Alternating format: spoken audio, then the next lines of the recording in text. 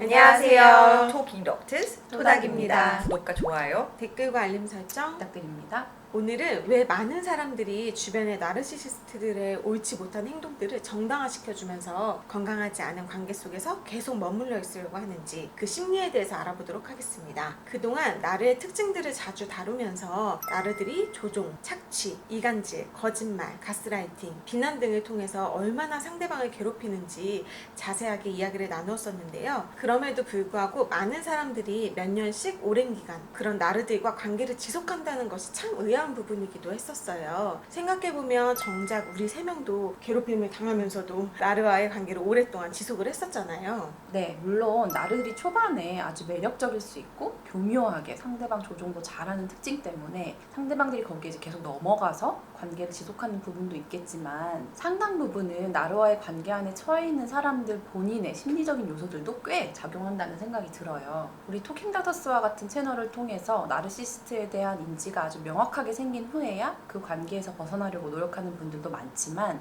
명확한 인지가 생기기 전까지는 관계에서 벗어나지 못하는 경우가 더 많잖아요. 근데 나르시스트에 대한 정의를 정확하게 몰랐다고 하더라도 나르 상대방이 뭐 이상하다, 좀 건강하지 않다, 무섭다, 또는 저 사람 때문에 내가 너무 힘들다, 괴롭다 이런 느낌은 어느 정도 다 받잖아요. 관계 초반에는 어렴풋이만 받는다고 하더라도 관계가 진행되면서 나를 더욱 잘 알게 되면서 건강하지 않은 면들이 더욱 잘 보이면서 이런 느낌들이 더욱 명확해질 수밖에 없는 것이고 점점 나르로 인해 받는 고통이 극심해지는데도 이 관계 안에서 계속 남아있게 되는 것은 나르뿐만 아니라 상대방의 심리적인 요소도 반드시 작용을 할 것 같아요. 네, 몇 가지 이유가 있겠지만 그중 한 가지가 아마도 사람들이 자신이 믿고 바라는 이상과 실제 존재하는 현실 사이에 큰 갭이 차이가 있다는 것을 인정하고 싶어 하지 않는 심리 때문에 가까이 있는 나르들의 잘못된 행동을 정당화시켜주면서 건강하지 않은 관계 속에서 계속 머물러 있는 것이 아닌가 싶어요. 왜냐? 바라는 이상과 실제 현실 사이에 큰 차이가 있다는 것을 아는 순간 내 마음이 너무 괴롭고 힘드니까요. 예를 들어 나르 부모를 둔 자녀들 중에 자신의 부모가 건강하지 않은 나르라는 것을 정말 오랫동안 인정하지 못하는 사람들도 많아요. 어렸을 땐 더더욱 그렇고 성인이 되어서도 그런 경우가 많은데 그 이유는 자기 가족이 자신이 생각하는 그런 완벽한 가족이 아니라는 사실, 우리 부모가 내가 여태 생각했던 것처럼 좋은 부모가 아니라는 사실을 인정하기란 매우 어렵기 때문이죠. 예를 들어 어린 나는 다른 친구들 엄마들처럼 따뜻하고 사랑이 많고 공감 능력 풍부하고 일관성 있고 나를 보다듬어주는 그런 엄마를 원하는데 실제로는 냉담하고 비난만 하고 조정하는 나를 엄마로 두었다고 가정을 해요. 내가 원하는 엄마와 실제 엄마는 너무 다르잖아요. 그러니까 그 괴리감 때문에 내가 너무 마음이 힘들 수 있어요. 그래서 스스로 그 괴리감을 줄이기 위해서 현실의 엄마에 대한 나의 인지를 왜곡시키려고 해요. 즉 현실 속 엄마를 좋게 포장해서 우리 엄마는 그렇게 나쁜 엄마는 아니야 라고 스스로 생각하게 만드는 거죠. 그래서 자녀 입장에서는 엄마가 나를 차별하는 이유는 내가 언니보다 진짜 못나서 그런 거야. 엄마가 저렇게 자주 화를 내는 이유는 내가 정말 잘못을 해서 그런 거야. 엄마가 아빠에게 못되게 구는 이유는 아빠가 돈을 못 벌어서 속상해서 그런 거야. 엄마가 진짜 나쁜 사람이어서 그런 건 아니야. 이런 식으로 나를 엄마를 스스로 계속 변호해주고 정당화시켜주려고 할 수 있어요. 그래서 실제로는 부모와 대화조차 안 됐는데 그 SNS에는 비싼 식당에서 가족끼리 외식하는 모습을 올리는 등 행복한 우리 가족 컨셉으로 포스팅을 하지만 실제로는 그렇지 않은 경우도 많은 것 같아요.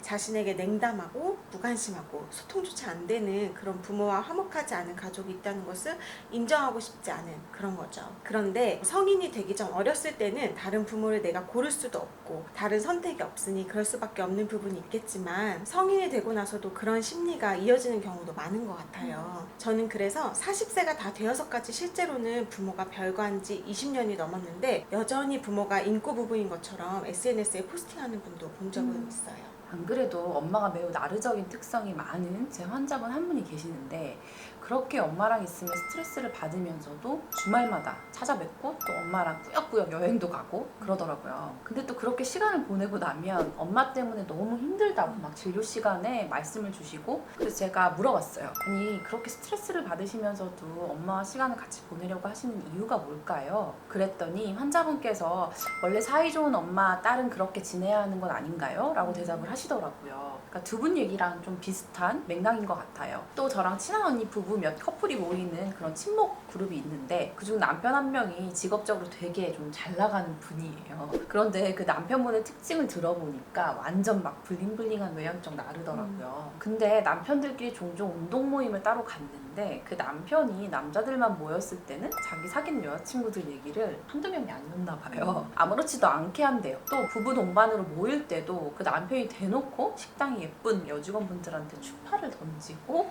아니면 계속 누군가와 카톡을 주고받고 전화를 하러 나간다거나 옆에서 봐도 그런 의심스러운 행동들을 많이 하는데 그 나른 남편 부인은 정말 그런 남편의 행동이 아무렇지도 않다는 듯이 행동을 한대요. 그래서 저 친한 언니가 그 나르의 부인이랑 따로 밥 먹을 때 슬쩍 물어봤대요. 요즘 남편분이랑 잘 지내요? 힘든 부분은 없어요? 그랬더니 부인이 네 왜요? 우리 부부 너무 잘 지내는데요? 하면서 웃으면서 대답을 했다는 거예요. 그래서 제 친한 언니가 다른 사람들 눈에는 다 보이는 남편의 바람 피우는 행동들이 어떻게 부인 눈에는 저렇게도 전혀 안 보이지? 그건 무슨 심리야? 라고 저한테 물어보더라고요. 네, 그래서 많은 경우 배우자가 바람을 피우는 징후를 보임에도 불구하고 그것을 모른 척하고 정당화시키려는 상대 배우자들이 많아요. 그 이유는 나는 내가 행복한 결혼 생활을 하고 있다고 믿고 싶고 배우자가 바람을 피운다고 인정하는 순간 그 행복이 깨질 것을 무의식적으로 알기 때문에 애써 그것을 안 보려고 하는 거죠. 외박을 하면 정말 회식하다가 사무실에 가서 다시 잠이 들었구나. 누굴 만났다고 거짓말을 하다가 들통나면 정말 누굴 만났는지 이름이 헷갈렸나 봐. 우리 남편은 부인은 절대로 나를 두고 바람을 피울 사람이 아니야. 이런 식으로 너무 나이브한 정당화를 하는 거죠. 심지어는 배우자의 외도를 안 후에도 외도를 정당화시켜주는 경우가 있어요. 그래, 우리가 최근에 성생활이 너무 저조했었지.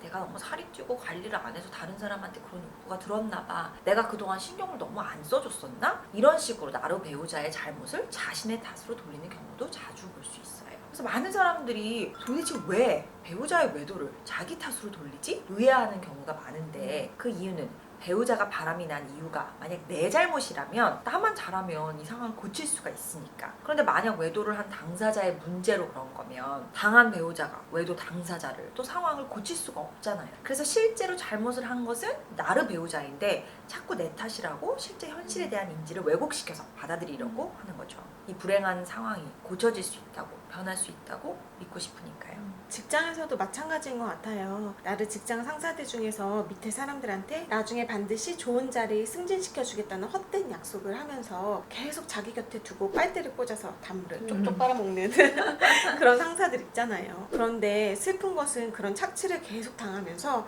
너무 괴로우면서도 그 자리에 계속 머물러 있는 그 부하 직원들이 있다는 거죠. 그런데 그 이유가 그 부하 직원 입장에서는 자기가 몇 년 동안 그 나를 상사만 바라보면서 희생을 했는데 자기가 그렇게 믿고 모시던 의지했던 상사가 실은 자기를 이용만 하고 전혀 책임져주지 않는 그런 나쁜 사람이라는 것을 인정하는 것이 쉽지 않아서 그래서일 것 같아요. 내 보스 몇 년 동안 지켜봤을 때 다른 사람들한테는 착취적이고 자신만 알고 책임 안 져주고 배신 때리지만 나한테만은 안 그럴 거야. 이런 현실에 대한 왜곡된 그 인지를 붙들고 버티는 거죠. 하물며 오랫동안 친하게 지낸 친구가 나르시시스트라는 것을 깨닫고 관계를 정리하는 것도 힘든데 정말 가까운 가족이나 내 생계가 달린 직장에서 내가 그동안 정말 믿고 따르고 의지해왔던 중요한 누군가가 실제로 너무 건강하지 않은 나르시시스트라는 것을 받아들이는 거는 굉장히 힘들 수 있을 것 같아요. 근데 우리가 항상 정신건강의학과에서 인사이트에 대해서 얘기를 하잖아요.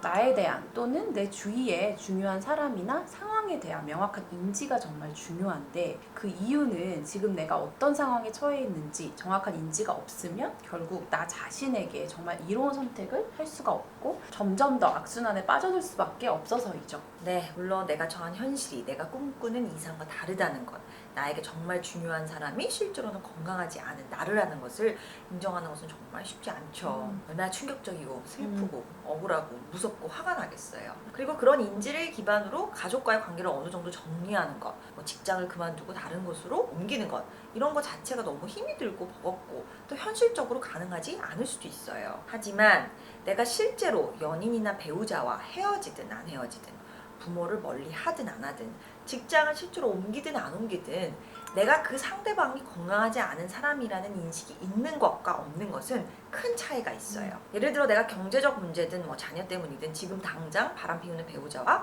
이혼할 수 없는 현실적인 상황에 처해 있다고 하더라도 그 배우자가 무조건 좋은 배우자, 우리 가족은 완벽한 가족이라는 믿음을 붙들고 결혼 생활을 지속하는 것이랑 내 배우자는 이런 무서운 행동을 하는 건강하지 않은 사람, 우리 가족은 완벽한 가족이 아니다라는 현실에 대한 정확한 인식이 있음에도 불구하고 현실적인 상황을 고려해서 결혼 생활을 지속하는 것을 선택하는 것과는 이후 상황에 대한 대처에 큰 차이가 있을 수밖에 없겠죠. 왜냐하면 우리가 망상적 사고를 증상으로 경험하는 것이 아닌 이상 현실 검증력이 유지되는 상태에서는 내가 아무리 현실에 대한 인지를 왜곡시키며 스스로를 설득하려고 해도 사실이 아닌 것을, 사실이 아니다라는 것을 무의식적으로는 어렴풋이 다 알잖아요. 무심하고 냉담하고 대화조차 안 되는 나를 배우자가 외박이 잦고 모르는 이성들에게 전화나 문자가 자주 오면 아무리 내 배우자가 바람을 피우는 것이 아니야 라고 믿으려고 몸부림을 쳐도 마음속 깊숙하게는 당연히 느끼고 있겠죠.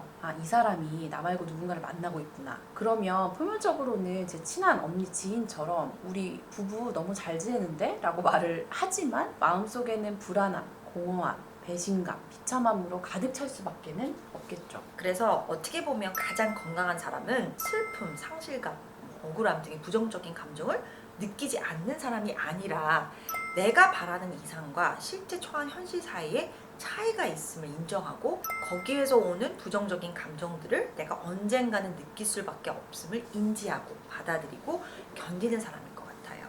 세상을 살면서 마음이 너무 아픈 경험을 안 하는 사람은 없잖아요. 저도 정신건강의학과 전문의이다 보니 환자분들 뿐만 아니라 주위 지인분들도 저한테 사적인 얘기를 오픈하는 분들이 많으시거든요. 그래서 제가 느끼는 점이 아무리 겉으로 봤을 때 화려해 보이거나 행복해 보일지 몰라도 뚜껑을 열어보면 깊은 슬픔을 한 가지씩은 안고 계신 분들이 대부분이더라고요. 그래서 세상을 살면서 내 힘으로는 조절할 수 없는 아픔들을 언젠가는 내가 겪게 될 수밖에 없다는 사실을 인지하고 받아들이고 거기서 오는 슬픈 감정들을 어느 정도는 지니고 견디면서 내 나름대로 소화하고 충분한 시간을 가지면서 그런 아픔들을 천천히 회복시키고 힐링하는 것이 가장 건강한 방법이 아닌가 생각이 듭니다. 당장 내 주위에 건강하지 않은 나를 대한 인식이 마음을 쓰라리게 한다고 하더라도 몸에 좋은 약은 입에 쓰다는 말이 있듯이 그런 왜곡되지 않은 올바른 인식을 통해서 나를 더 이상 변명해주지 않고 변호해주지 말고 건강하지 않은 관계에서 하루빨리 벗어나시길 바랍니다.